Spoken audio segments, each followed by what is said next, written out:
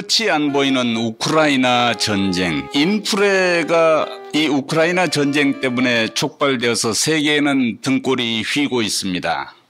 참 어려운 국면으로 가는 것 같습니다. 우크라이나 전쟁이 인류의 비극인 동시에 이게 내 지갑을 털어가는 전쟁이 되고 있어요.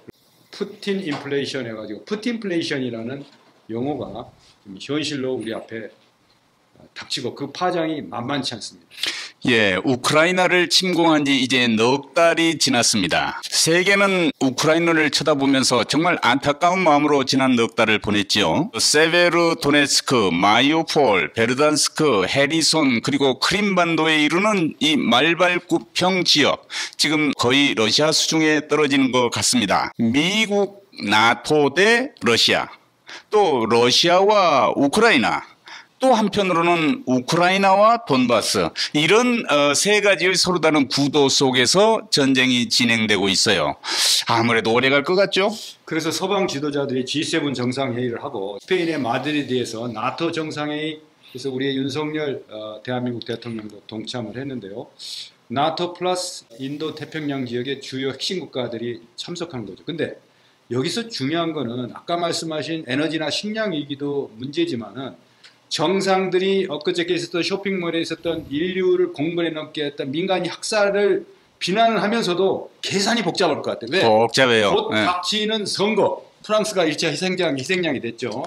그 다음에 독일, 이탈리아, 오스트리아를 비롯해서 가장 지금 머리가 복잡한 사람은 조 바이든 미국 대통령이다. 11월 중간선거를 앞두고 있기 때문에. 이 전쟁은 정말 특별하게도 삼중 구조를 갖고 있다고 방금 말씀드렸습니다만은 개전 초기에 개입에 아주 신중했어요. 3차 대전이 우려된다 하면서 금방 끝날 전쟁이니까 가급적 개입하지 말자, 이런 분위기가 있었단 말이죠.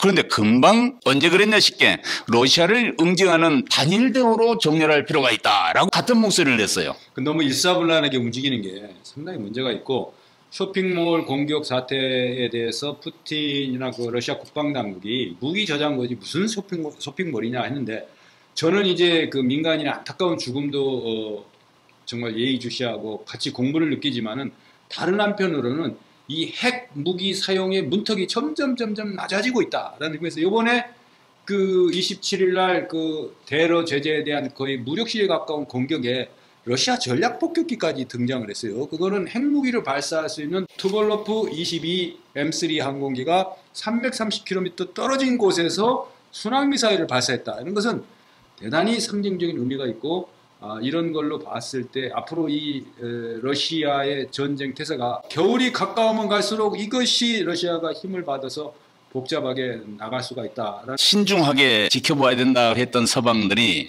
일치 단결해서 응징해야 된다라고 함께 힘을 합쳤단 말이죠. 그런데 상황이 복잡해졌어요.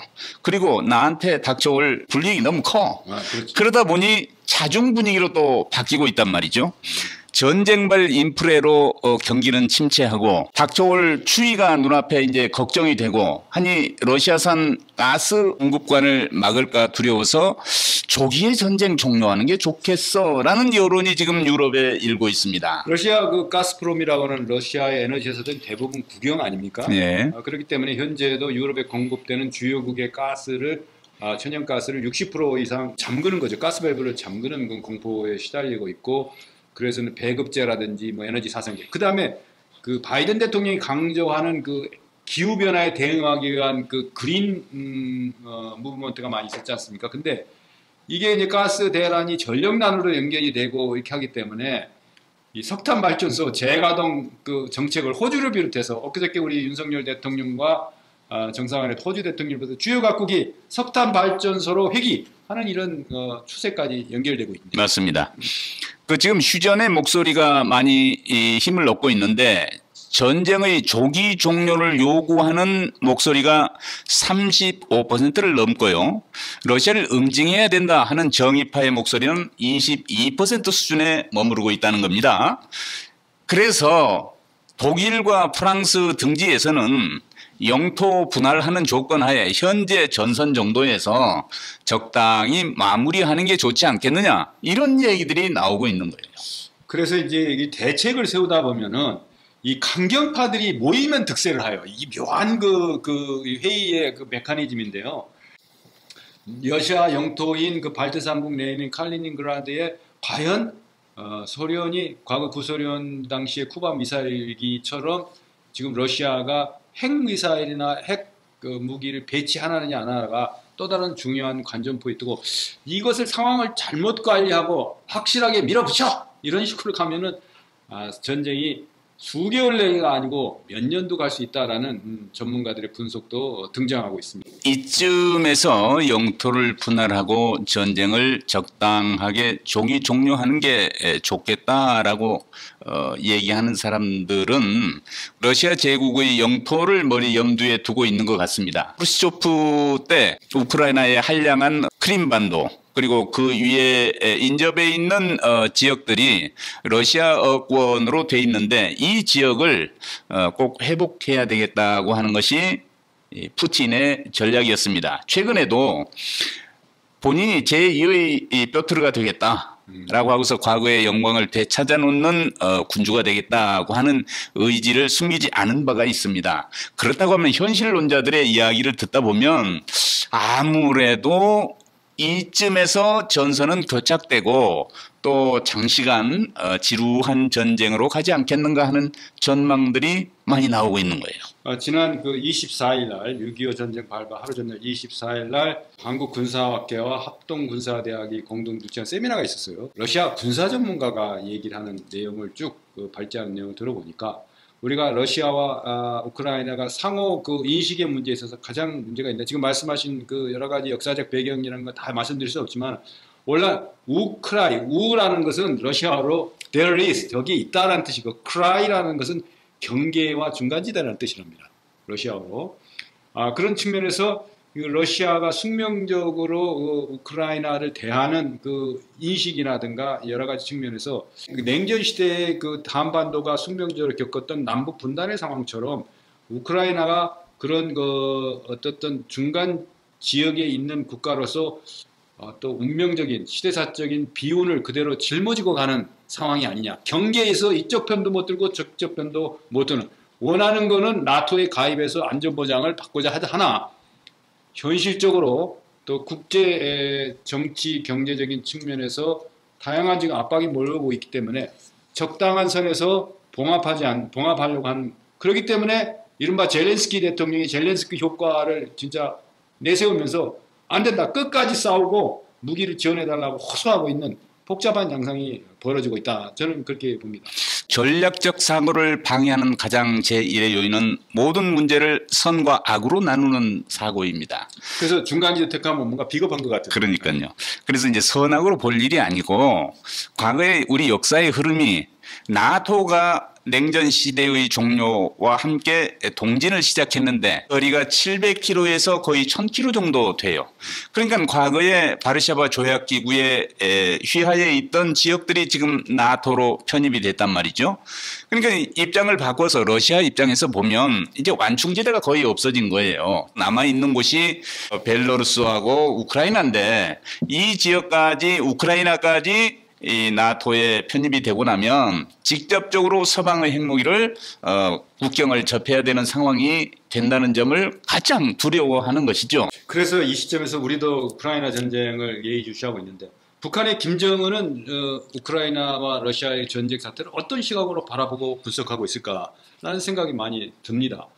그리고 실제로 모스크바 주재 북한 대사가 활동하는 거라든가 여러 가지 측면을 고려했을 때 이 사태가 핵과 미사일, 지금 순항 미사일도 발사가 되고 미사일과 로켓 포격전을 넘어서 이제 미사일 전략 폭격기가 동원이 되는 이 상황에서 김정은이 이 사태를 바라보는 그 잘못된 학습 효과, 이런 게 있지 않을까라는 측면에서 상당히 많이 우려가 되고, 당장 우리의 물가라든가 생활 물가, 민생에까지 치명적인 영향을 미치는 이게 코로나 사태가 종식되면 새로운 세계 경제와 평화의 쇠물결이 형성될 걸로 기대했는데 또 다른 복병이 우리를 짓누르는 그런 상황이고, 행여 7월 달에 들어서서 무더위와 함께 또 다른 북한의 도발이 획책되지 않을까라는 그 우려를 함께 하지 않을 수 없습니다. 예, 특별히 핵 전략에 대한 인식의 변화가 이번 우크라이나 침공 사태 이후에 많이 형성이 됐는데요.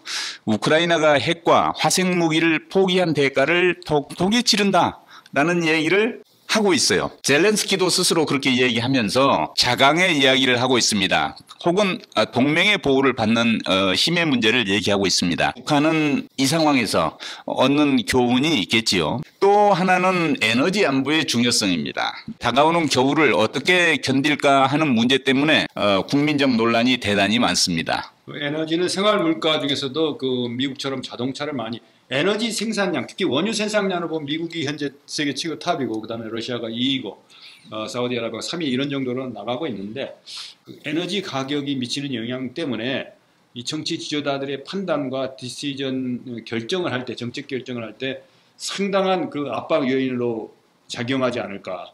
옳은 결정을 하는데 자기는 옳은 결정 때문에 정권의 그 파워를 잃는다? 그걸 택할 것인가라는 그런 생각도 해보지 않을 수 없습니다. 예, 하여튼 걱정이 많습니다. 러시아는 서방의 제재에도 불구하고 본인들의 에너지 수출로 지금 전비를 거의 조달하는데 아무런 문제가 없어 보입니다. 모스크바에는 뭐 경제적으로 상당히 풍요를 구가하고 있는 듯한 이런 분위기입니다. 그 전쟁 비용이 뭐 정확한 비용은 아니겠습니다만은 하루에 전비가 러시아 당국에도 한 1조 2천억 정도 하루에 1조 2천억 정도의 전비가 투여되는 걸로 지금 파악이 되는데 대러 제재 그 단일 대우를 형성하고 또 강화시키는 이번에 나토 정상회의 우리 대한민국도 포함이 되는데 대한민국이 행여나 거기서 엉뚱한 청구서를 가지고 들어오는 거 아닌가. 특히 이제 무기를 직접 지원하는 요청하는 국가들이 많이 있지 않습니까? 젤렌스키를 비롯해서 폴란드 주변국들이 이제 GDP 대비 2% 이상의 국방비를 투여하기 때문에 우리가 이 기회를 방산 수출의 혹이다 해가지고 과도하게 너무 과잉 대응, 과잉 조치, 너무 들떠서 이런 상황에 대응할 경우 우리가 지불해야 될 그런 대가도 만만치 않다 이런 생각을 해보게 됩니다. 예, 이런 문제에 대해서 이어서 또 대화를 나눠보도록 하겠습니다. 오늘 우크라이나 사태 한번 개관하고 전망을 살펴보았습니다. 계속 분석해서 새로운 관점을 전해드리겠습니다. 대단히 고맙습니다.